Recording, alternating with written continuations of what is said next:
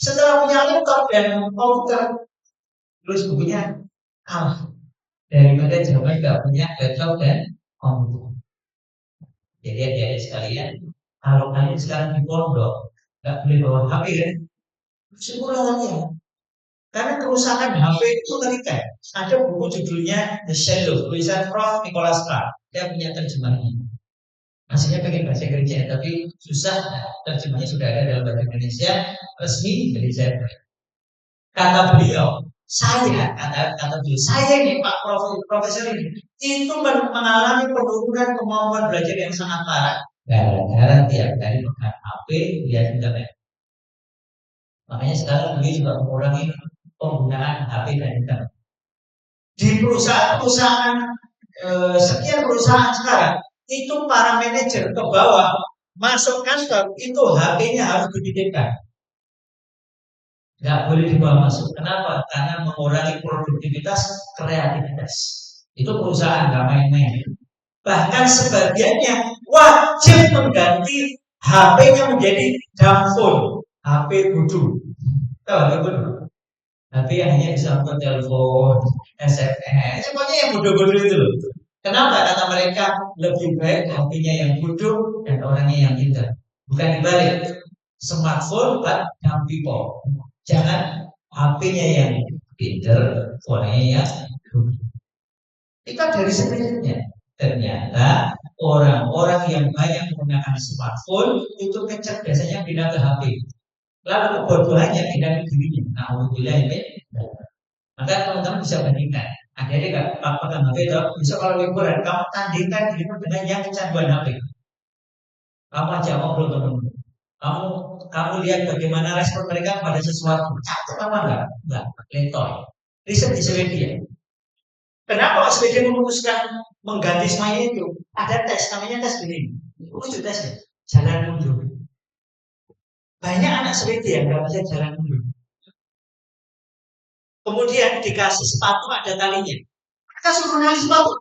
Hampir semua anak nggak bisa. Nali sepatu nggak bisa. Karena tiap hari pegangnya hati. Dia bisa ngomong, belum. Apa nggak sih orang tuanya? Jadi dia ngomong itu nggak nyambung. Jadi Swedia itu benar-benar serius. Karena melihat kalau jalan mundur nggak bisa, nali sepatu nggak bisa, diajak ngomong nggak nyambung. Sudah mulai banyak kan video-video anak, contohnya ini anak SMA Indonesia. 6 tambah 10 berapa? Itu videonya saya lihat 60 dia banyak jawabnya. 60. Terus tanya lagi, 6 tambah 10. 60. 6 tambah 10. 60. Salah ya? Bingung dia. 6 tambah 10 anaknya siapa? Banyak lagi. Kali ini saya pernah tanya langsung. Dan tes anak-anak SMP 2 yang suka memakai 2 kurang 3 berapa? Gak bisa jawab. 2 kurang 3 berapa? Gak bisa, dia gak jenis. Saya sampai di ngomong gak satu. Hampir semua SMP biasanya gak ngerti 2 kurang 3 ini. Ya, maksudnya yang bisa berpawindara ya, oke, baik enggak. Jadi hal-hal kecil itu sekarang menjadi hal yang besar. Kenapa? Ketika orang itu absorb dengan api, makanya saya itu sampai sekarang anak saya nomor 1, alhamdulillah kelas 2 SMA. Sekarang sudah 37 alhamdulillah. Enggak akan itu. Tapi kalau bikin video kita belum daripada jadi bikin video, fotografi, bikin pamflet bisa semua. Tapi enggak punya HP. Karena kebijakan di rumah kami tidak boleh punya HP sampai kuliah. Kata sampai kuliah itu kalau mau ya beli sendiri. Apa nggak mau punya? Kenapa? Nggak penting. Yang penting itu bukan HP, bukan laptop. Kalau kamu mau punya HP boleh, asal jelas peruntukannya, waktunya kita batasi. Tapi nggak usah punya HP. Karena yang kita perlu bangun anak soleh, solihah dan pinter, bukan anak doang. Jangan sampai smartphone dan people. Makanya dari sekalian ini kelihatannya sederhana ya. Tetapi membaca buku itu tidak bisa digantikan dengan screenbook dengan e-book. Maka mulai hari ini saran saya, adik-adik baca buku sepekan berapa buku? Satu minimal, kalau bisa dua. Terus gimana? Cari buku-buku tipis. Ini nasihat para ulama. Baca tipis-tipis ketika kamu sudah mulai senang, nanti baru kamu naikkan level. Kalau saya biasanya ada buku tipis kayak gini dan ada buku tebal. Jadi saya buku tebal itu target khatam 2 pekan sampai 4 bulan. Tapi buku tipis target khatam 3 hari sampai 7 hari. Sehingga setiap pekan minimal ada satu buku yang saya khatamkan. Pernah dalam sebulan saya khatam 8 buku. Itu memang asik banget. Dan memang nggak bisa dipungkiri ya, ketika kita tuh banyak membaca, itu akhirnya tulis itu ringan. Tulis apa? Ya tulis yang kita baca ya. Enak banget. Dan itu nggak bisa digantikan. Makanya siapa yang akan menguasai Indonesia di masa mendatang? Ya, saya berharap Miftah mengajar sesuai namanya. Miftah aja. Miftah aja kok nggak aja itu bukan. Maka Miftah aja dan yang semisalnya harus punya target kepemimpinan masa depan dimiliki oleh kalian. Siapa itu? Ya yang banyak baca, yang banyak tulis. Saya kemarin dinasihati oleh alumni Jerman. Dia alumni Jerman, alhamdulillah mohon doanya, beliau orang baik. Omset usahanya sudah miliaran per bulan. Saya dulu konsultan beliau, alhamdulillah. Konsultan, komponen sultan. Karena beliau sultannya, saya komponen saya kan.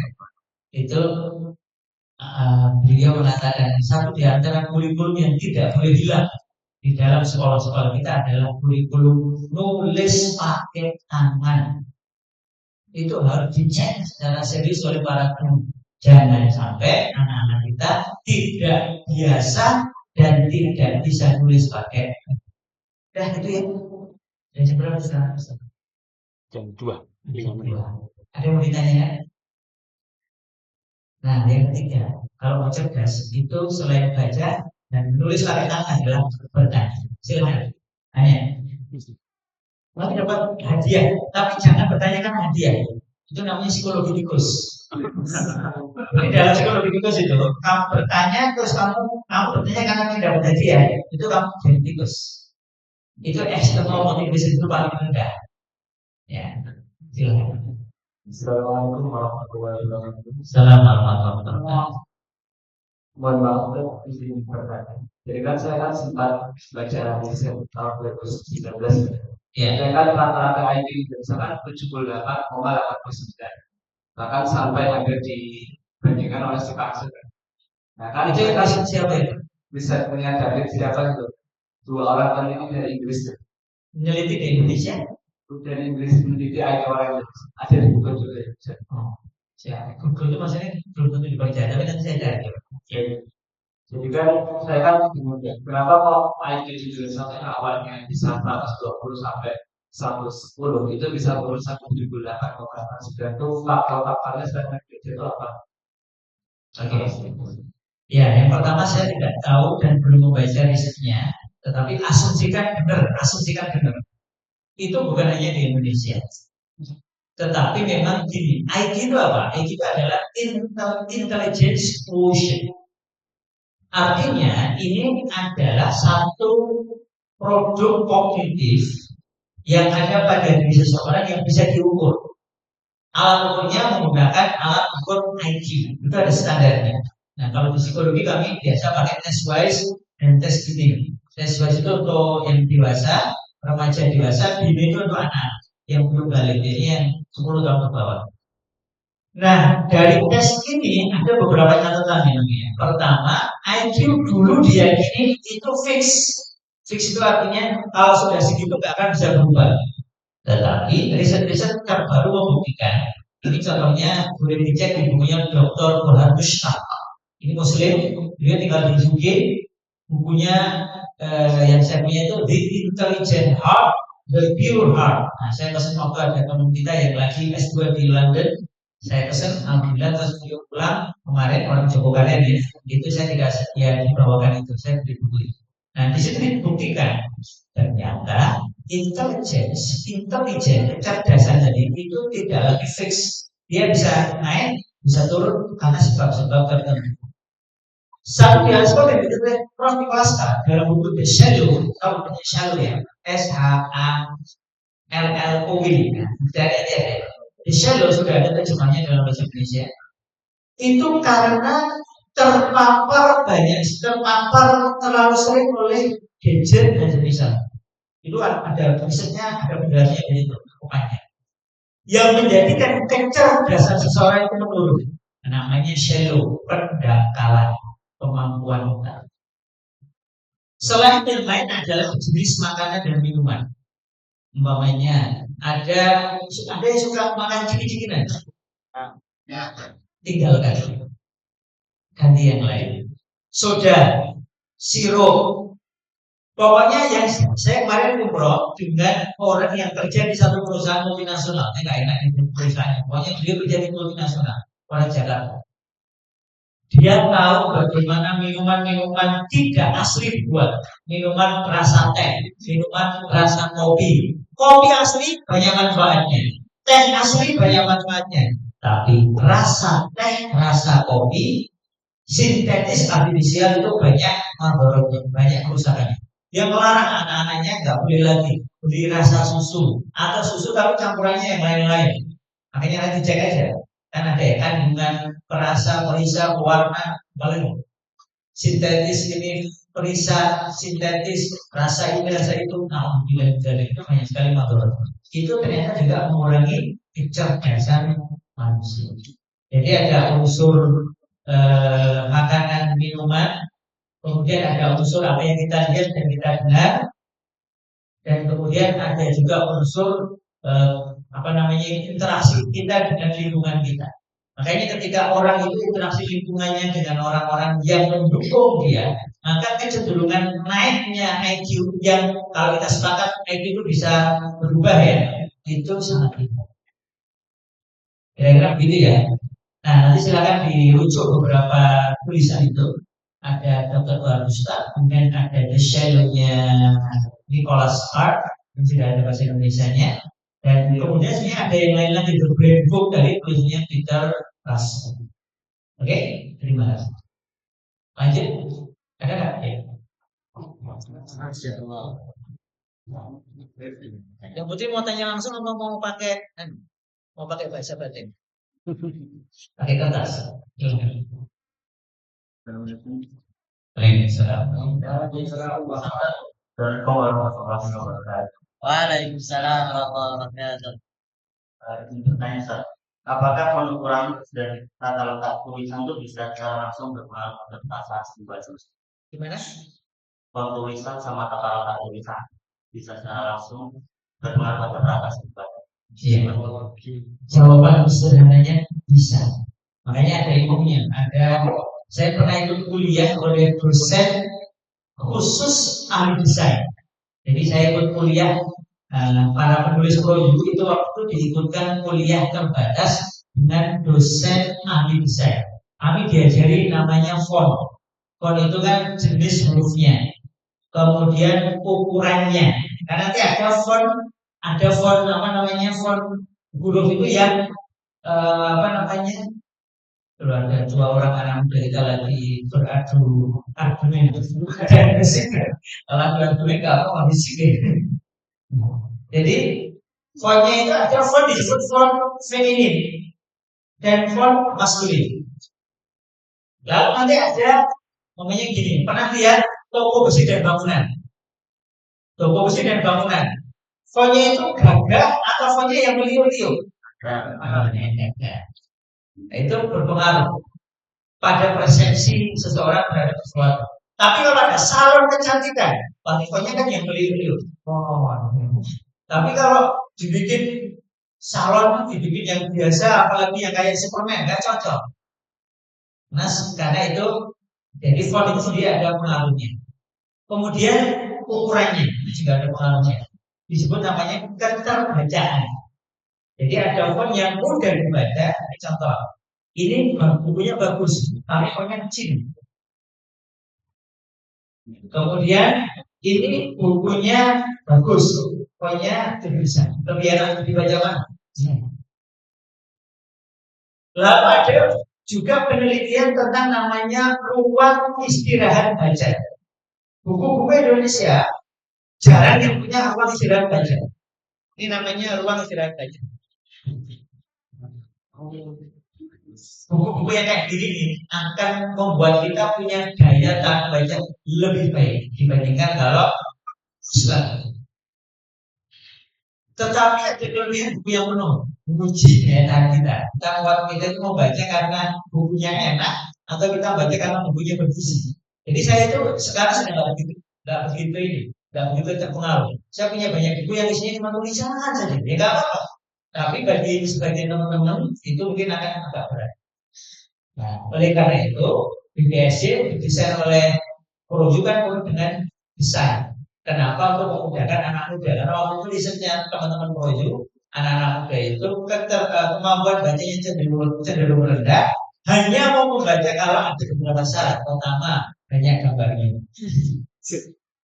Kedua, kata-katanya menarik. Makanya kan bukan bikin belajar menyenangkan, tapi bikin belajar selezat coklat. Ini langsung kebayang. Dan memang otak manusia lebih mudah membayangkan yang konkret daripada yang tidak konkret. Menyenangkan kan tidak konkret, abstrak. Tapi kalau coklat, ya bayangin, ada coklat nggak? Saya bawa sendiri kopi, kopi. Kan kalau di beberapa daerah kopi itu hidupnya kakao, coklat. Ya, jadi betul sekali. Dan kalau mau belajar itu ada ilmunya, ada bukunya. Fonologi dalam buku itu tentang font, termasuk warna. Ini yang ditayangkan oleh panitia ini, itu semua pamfletnya didesain berdasarkan buku luar negeri, bukan buku Indonesia. Jadi saya punya sekian buku bahasa Inggris, itu kemudian saya bilang tolong dibikinkan pamflet pakai gaya buku ini. Karena di luar negeri itu ada riset tentang font, tentang warna, dan tentang pengaruhnya kepada manusia. Jadi kalau mau begini, begini. Nah, kebetulan teman saya ini buku Indonesia ya, dua-duanya. Kan nggak menarik. Lihat enggak? Kok mama nggak ada tadi? Jadi kalau dibandingkan, memang mereka ini Amerika, Inggris itu kenapa menguasai dunia sampai sekarang? Harus diakui riset mereka lebih mendalam daripada kita. Opo di riset. Sekarang yang mulai mengalahkan mereka adalah Cina. Saya kemarin diberi data oleh Profesor Akif Kireci, Cina sekarang memimpin hak paten, memimpin permintaan izin hak paten internasional. Jadi Cina yang menurutnya luar biasa. Kalau sudah menemukan sesuatu dipatenkan, sudah mengalahkan Amerika Serikat. Dari jumlah paten yang mereka daftarkan tiap tahun itu Cina sudah mengalahkan Indonesia. Ya, begitu. Ya, ini bayangkan kalau masing-masing ini di bidangnya masing-masing itu meneliti dan kemudian hasil penelitian itu kemudian kalau yang layak dipatenkan kita paten. Bukan apa-apa biar kita ini punya kesempatan menggunakan hak paten kita itu amal soleh. Karena kalau tidak dipatenkan kemudian diambil oleh orang, ini kan lagi ada masalah, ada kasus di satu negara antara yang punya paten tetapi daftarkannya terakhir dengan yang menemukan tapi nggak pernah mendaftarkan. Menang mana secara hukum? Menang yang terakhir tapi punya hak paten. Makanya ini jadi kasus internasional. Oleh karena itu selamat meneliti nanti. Saya ini nggak mau buku yang luar negeri ya. Kalau ini desainer yang sudah belajar. Ini juga lumayan. Cuma coba kita bacanya kan kurang ya. Tapi ini kan bagus gitu. Karena bagi sebagian orang tua buku ini menarik bagi orang Indonesia. Makanya buku ini termasuk laris. Buku ini yang saya pegang ini saya pakai di 3 tempat saya. Itu sudah cetakan kelima. Lumayan. Kalau punya saya akan dapat cetakan banyak. Karena yang penting hasil riset. Kalau hasil riset itu memang biasanya hasilnya lebih memuaskan. Oke? Yang putri ada pertanyaan? Yes, you want in English or below language? Yes. Silakan. Ini yang putra, kalau mau nyoba silahkan dioleskan. Boleh. Salam. Silakan. Aja. Assalamualaikum warahmatullahi wabarakatuh. Waalaikumsalam. Kenapa buku-buku seperti filosofi keras atau semacam itu? Kalau baca satu kalimat aja harus berulang-ulang. Filosofi keras. Tulisan siapa itu?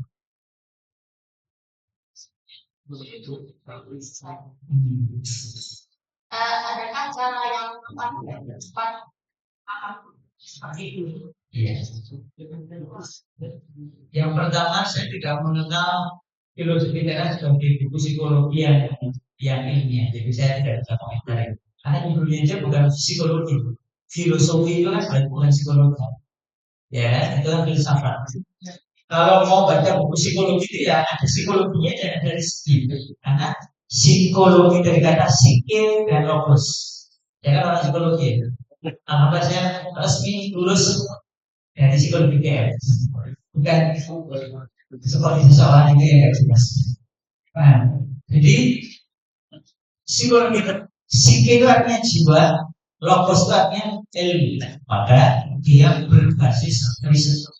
Saya punya buku judulnya psikologi. Nah, benar-benar buku psikologi.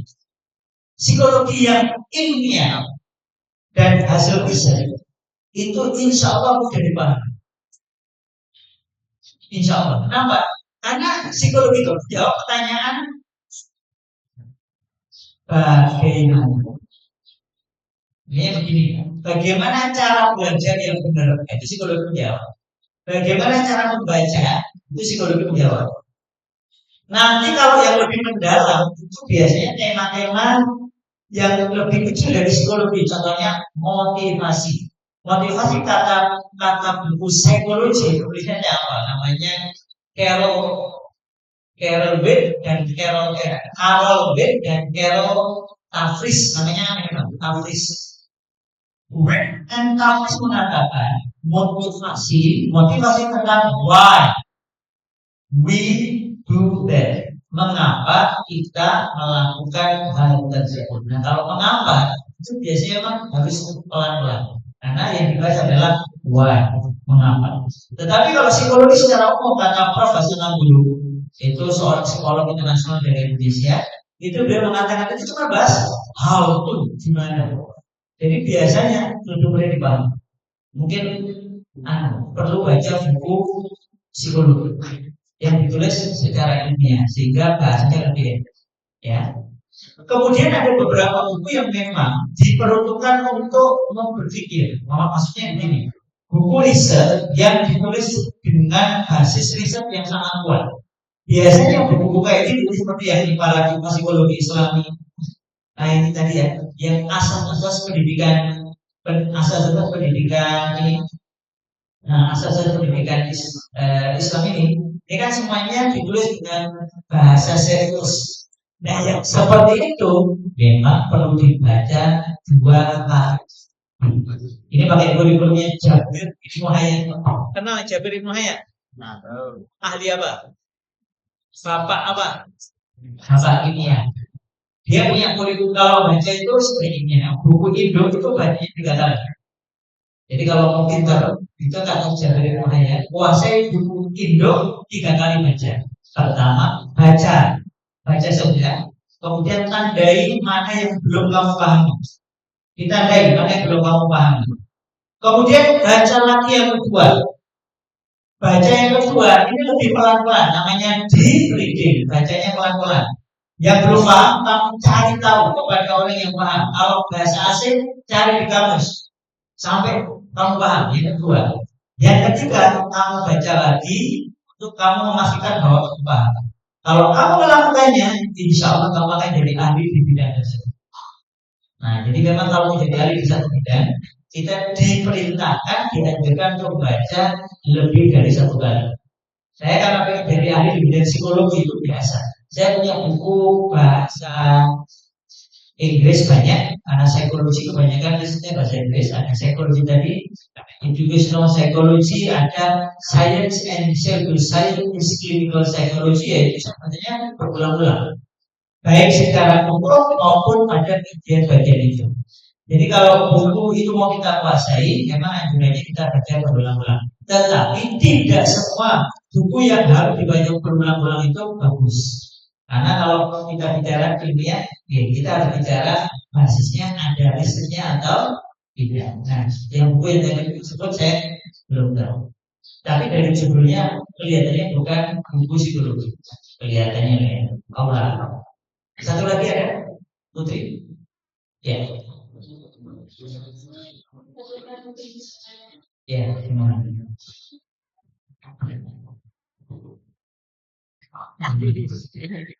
Ya, kenapa? Oh, itu itu. Tanyanya why? Psikologi belajar bukan. Belajar psikologi tidak harus kuliah psikologi, tetapi harus mau membaca buku-buku psikologi yang ilmiah. Mengapa? Karena saya suka manusia. Saya dari dulu itu senang ketemu manusia, memperhatikan, ngobrol. Nah, ilmu untuk memahami manusia secara bertanggung jawab adalah psikologi ilmiah. Nah, UGM yang saya masuki waktu itu disiplin ilmiahnya termasuk tinggi. Alhamdulillah masih termasuk tinggi karena ada juga psikologi yang common sense, yang pokoknya asal apa dianggap psikologi. Psikologi yang asli pasti ada basis risetnya. Nah, saya ingin tahu manusia menurut ilmu yang benar, bukan menurut persangkaan. Contohnya, ada yang pernah dengar nggak? Kalau ada istilah ego dan super ego, pernah? Itu kan dari psikologi. Yang keluarga namanya Sigmund Freud. Tetapi ternyata riset ilmiah membuktikan manusia tidak sepenuhnya menjadi tenang hanya gara-gara dia melampiaskan egonya. Tetapi manusia itu menjadi tenang kalau ada syarat-syarat. Nah, itu bisa dipelajari di psikologi, terutama psikologi Islam. Saya sekarang punya kelas psikologi pendidikan Islam. Memang secara khusus mau menggali psikologi dari kacamata riset dan dari kacamata Islam. Karena yang bisa menyelesaikan masalah kejiwaan manusia itu kira-kira mana? Dari barat atau dari Islam? Ya. Islam itu bisa di barat, bisa di timur, bisa di utara, bisa di selatan. Dan itu perlu kita teliti lebih dalam. Oke, demikian ya. Cukup. Mohon maaf ini saya tidak bisa sampai asal di sini karena ada jadwal yang datang lebih awal untuk ketemu emak-emak di daerah Ngaji Negara. Ini kan dari utara, saya harus di selatan. Nah, karena harus di selatan, tadi saya lihat hitung-hitung ini kira-kira 1 jam. Sehingga mungkin saya harus setengah 3 kira-kira harus sudah meluncur ke selatan. Demikian Allah Al-Ustaz. Selamat buat adik-adik semuanya. Kita siapkan diri kita sebagai calon pemimpin terbaik di masa mendatang, terutama ibu-ibu ya, karena ibu-ibu itu pengaruhnya luar biasa. Kaderisasi terbaik umat manapun, masyarakat manapun itu pada wanitanya. Maka kalau mau menguatkan suatu bangsa, suatu negara, kuatkan wanitanya. Tapi kalau mau merusak, ini ada datanya di sini. Ini saya bacakan ya. Cara merusak masyarakat dan umat itu nomor 1 merusak wanita muslimah dalam enam. Jadi yang pertama rusak wanitanya. Kalau wanitanya rusak, nggak mau belajar, nggak mau ngurusin rumah tangga, nggak mau jadi istri solehah, sibuk nyari karir, pasti umat Islam lemah. Ini langsung turun poin. Yang kedua, anak muda. Jadi setelah wanitanya, yang bisa yang kedua adalah anak dan makanya kalau kalian anak muda lagi perempuan kok mau sungguh-sungguh belajar, membaca, mencatat, diskusi, bertanya, insya Allah semoga masih depan kita masih cerah. Demikian saya kembalikan ke pengelola.